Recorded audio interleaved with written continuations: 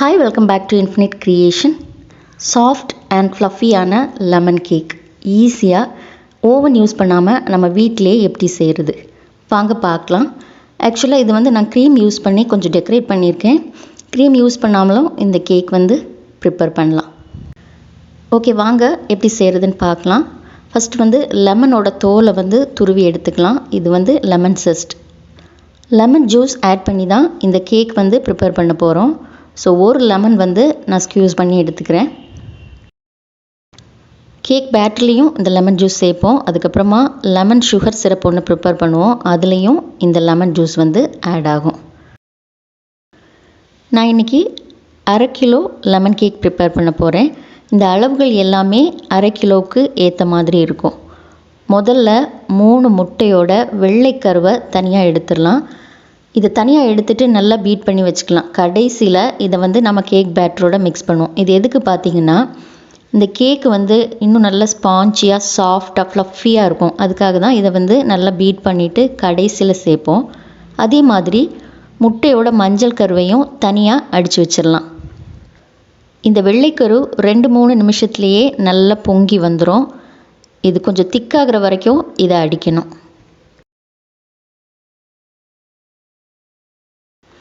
Cake butter use பண்ணியும் பண்ணலாம், normal oil use பண்ணியும் பண்ணலாம். ஆயில் யூஸ் பண்ணுறதா இருந்தால் ஃப்ளேவர்லெஸ் ஆயில் யூஸ் பண்ணுங்கள். சன்ஃப்ளவர் மாதிரி ஏதாவது ஆயில் யூஸ் பண்ணலாம். இப்போ 75 கிராம் பட்டர் சேர்த்துருக்கேன்.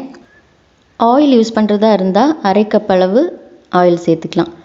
இப்போ பட்டர், 3 முட்டையோட மஞ்சள் கரு, 2 ஸ்பூன் லெமன் ஜூஸ், அதோட vanilla essence 1 spoon. Lemon juice சேர்க்குறதால அந்த கேக்கில் லெமனோட ஃப்ளேவர் நல்லா தெரியும். இது எல்லாத்தையும் நல்லா அடித்து எடுத்துடலாம். பீட்ரு தான் யூஸ் பண்ணணும்னு அவசியம் இல்லை. இதுக்கு பதிலாக நீங்கள் விஸ்கர் கூட யூஸ் பண்ணலாம். விஸ்கர் யூஸ் பண்ணும்போது இன்னும் கொஞ்சம் டைம் ஆகும், அவ்வளவுதான். இது ஓரளவு அடித்ததுக்கப்புறமா இதில் பவுட்ரு பண்ண சுகர் சேர்க்கலாம். சுகர் 1/2 கப் அளவு சேர்த்துருக்கேன். நீங்கள் இனிப்பு கொஞ்சம் விரும்புகிறதா இருந்தால் 3/4 கப் அளவு தாராளமாக சேர்க்கலாம். சுகர் கொஞ்சம் கொஞ்சமாக சேர்த்து அடித்து எடுத்துடலாம். மொத்தமாக சேர்க்கும்போது அது கெட்டி ஆகும். ஸோ கொஞ்சம் கொஞ்சமாக சேர்த்துட்டு அடிச்சிடலாம். அடுத்ததாக 1 ஸ்பூன் லெமன் செஸ்ட் சேர்க்குறேன். இதோட கொஞ்சம் பால், 1/4 கப் அளவு பால் சேர்த்துடலாம். பால் அந்த கன்சிஸ்டன்சியை கரெக்ட் பண்ணுறதுக்காக தான் பால் சேர்க்குறோம். அதாவது அந்த செமி சாலிடான அந்த ஒரு ஸ்டேஜ் கொண்டு வரதுக்காக தான் இந்த பாலை சேர்க்குறோம். நல்லா காய்ச்சி ஆற வச்ச பால் தான் சேர்க்கணும்.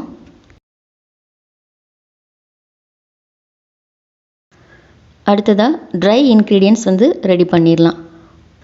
1 கப் மைதா மாவு எடுத்திருக்கேன். இதை நல்லா சலித்து எடுத்துக்கலாம். இதுக்கப்புறமா 1 டீஸ்பூன் பேக்கிங் பவுடர் எடுத்திருக்கேன். இதையும் நான் சலிச்சே எடுத்துக்கிறேன். அதோட 1/2 teaspoon baking soda. Baking soda baking பவுடரை விட கம்மியாக தான் எடுக்கணும். அதுக்கப்புறமா 1/4 டீஸ்பூன் சால்ட்.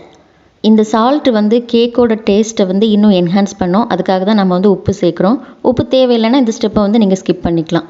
இப்போ இதை எல்லாத்தையும் நல்லா கலந்து விட்டுடலாம். அடுத்ததாக நம்ம அடித்து வச்சுருக்கிற முட்டை கலவையில் இந்த மாவை கொஞ்சம் கொஞ்சமாக சேர்த்து விட்டுடலாம். மொத்தமாக சேர்க்கக்கூடாது, கெட்டி ஆயிரும். கொஞ்சம் கொஞ்சமாக சேர்த்து விட்டுடலாம். நீங்கள் சேர்த்து விடும்போது மாவு இன்னும் கொஞ்சம் கெட்டி ஆச்சுன்னா கொஞ்சம் கொஞ்சமாக பால் சேர்த்துக்கோங்க. பட் இந்த பேட்டர் ரொம்ப தண்ணி மாதிரி ஆகக்கூடாது. அந்த கன்சிஸ்டன்சி கரெக்டாக இருக்கணும்.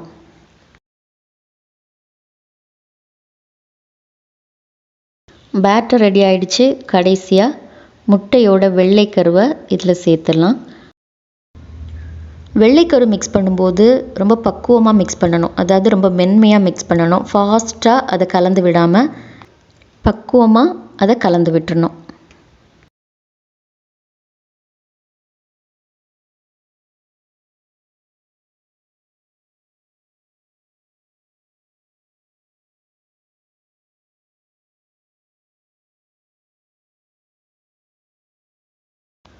கேக் டின்னில் பட்டர் பேப்பர் யூஸ் பண்ணாமல் தான் இன்றைக்கி கேக் பேக் பண்ண போகிறோம்.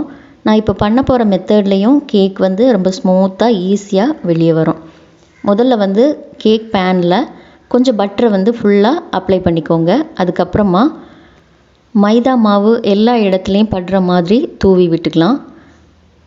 இப்போ எல்லா இடத்துலையும் படுற மாதிரி இதை தட்டிட்டு மீதி இருக்கிற மாவை நீங்கள் தட்டிடலாம். டின் வந்து ரெடி ஆயிடுச்சு. இதில் வந்து பேட்டரை நாம் தட்டிடலாம்.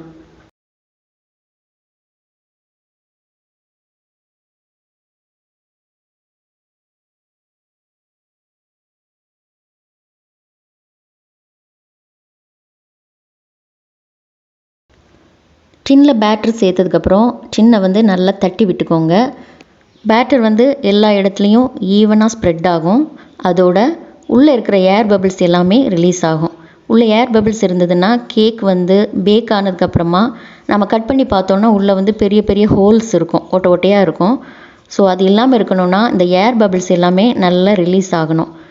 அதோட ஒரு டூத் பிக் எடுத்து இந்த மாதிரி உள்ளே வந்து லைட்டாக தேய்ச்சி விட்டுக்கோங்க. இந்த ஏர் பபிள்ஸ் எல்லாம் எதுவுமே இருக்காது. ஒரு பழைய குக்கரில் ஒரு லேயர் உப்பு சேர்த்துருக்கேன். இதுக்கு மேலே வந்து ஒரு ஸ்டாண்ட், அதுக்கு மேலே தான் நாம் வந்து இந்த கேக் டின்னை வைக்க போகிறோம். குக்கர் வந்து 10 நிமிஷம் நம்ம ப்ரீ ஹீட் பண்ணணும். மீடியம் ஃப்ளேமில் ப்ரீ ஹீட் பண்ணணும். அதுக்கப்புறம் தான் நம்ம கேக் டின்னை உள்ளே வைக்கணும். குக்கர் மூடி போட்டதுக்கப்புறமா 35லேருந்து 40 நிமிஷம் வரைக்கும் லோ ஃப்ளேமில் வச்சு பேக் பண்ணி எடுத்துடலாம். கரெக்டாக 35 நிமிஷத்துக்கு அப்புறமா நான் குக்கரை ஓப்பன் பண்ணி பார்த்துருக்கேன். இதில் ஒரு டூத் பிக்கை வச்சு அழுத்தி பார்க்கலாம்.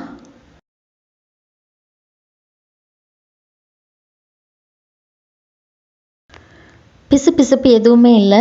கேக் வந்து பர்ஃபெக்டாக பேக் ஆகிருக்கு. இது இப்போ ஆற விட்டுலாம். நல்லா ஆறினதுக்கப்புறமா இதை டீமோல்ட் பண்ணலாம்.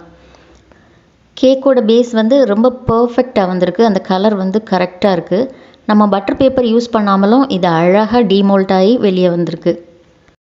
லேயர் கட் பண்ணும்போது கொஞ்சம் கவனமாக ஸ்லோவாக கட் பண்ணணும். ஏன்னா 3 போர்ஷனுமே ஈக்குவலாக இருக்கணும். அதனால தான் இதை வந்து கொஞ்சம் கவனமாக கட் பண்ணிக்கோங்க.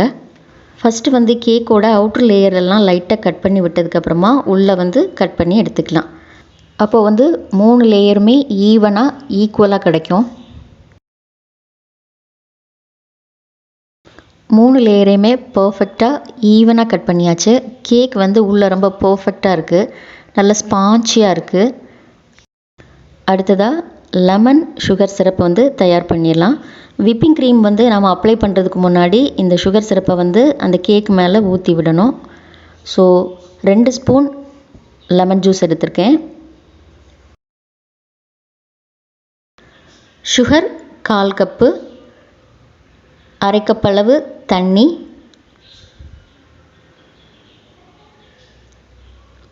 1 டீஸ்பூன் அளவு லெமன் ஜெஸ்ட், நம்ம துருவி வச்சோம் இல்லையா எலுமிச்சை தோல், அது வந்து 1 டீஸ்பூன் சேர்க்குறேன். எல்லாத்தையும் சேர்த்துட்டு நல்லா கலந்து விட்டுலாம். அதுக்கப்புறமா இதை கொதிக்க விடணும். இது ரொம்ப நேரம் கொதிக்கணும் அப்படின்னு அவசியம் இல்லை. ஜஸ்ட் ஒரு கொதி வந்ததுக்கப்புறமா இதை நாம் ஆஃப் பண்ணிவிட்டு ஆற விட்டுலாம். ஆறினதுக்கப்புறமா தான் நம்ம இதை வந்து கேக்கில் அப்ளை பண்ண முடியும்.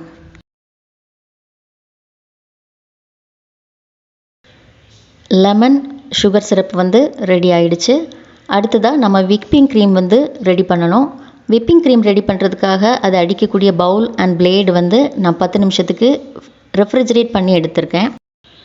1/2 கப் விப்பிங் க்ரீம் எடுத்திருக்கேன். நம்ம இன்றைக்கி 1/2 கிலோ கேக் பண்ண போகிறோம். 1/2 கிலோ கேக்குக்கு 1 கப் விப்பிங் க்ரீம் வந்து போதுமானது.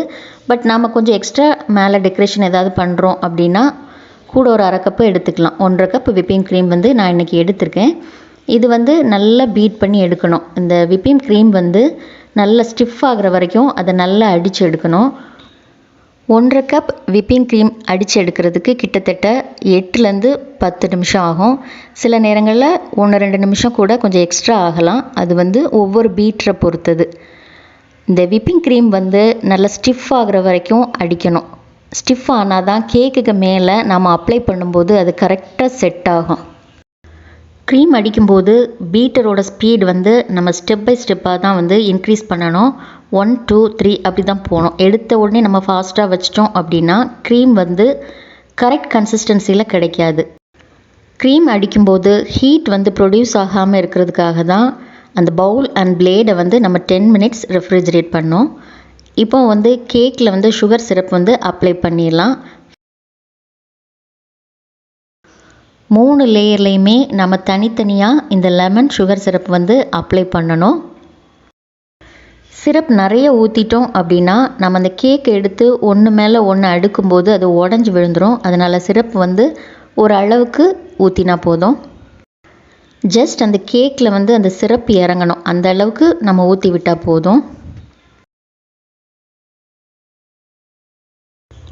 அடுத்ததாக விப்பிங் க்ரீம் தான் அப்ளை பண்ண போகிறோம். நான் பைப்பிங் பேக்கில் கப்ளர் எதுவும் போடாமல் டைரெக்டாகவே அப்ளை பண்ணுறேன்.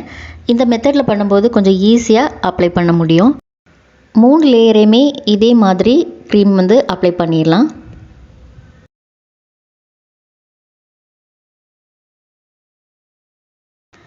டெக்கரேஷன் வந்து நம்ம விருப்பத்துக்கு ஏற்ற மாதிரி செஞ்சுக்கலாம். நான் லெமன் கேக் அப்படிங்கிறதால க்ரீன் அண்ட் எல்லோ மிக்ஸ் பண்ணி ஒரு பேல் க்ரீனில் டிசைன் கொடுத்துருக்கேன். சிம்பிள் டிசைன் தான், ஜஸ்ட் ஒரு பூ மாதிரி கேக் ஃபுல்லாக அப்ளை பண்ணுறேன்.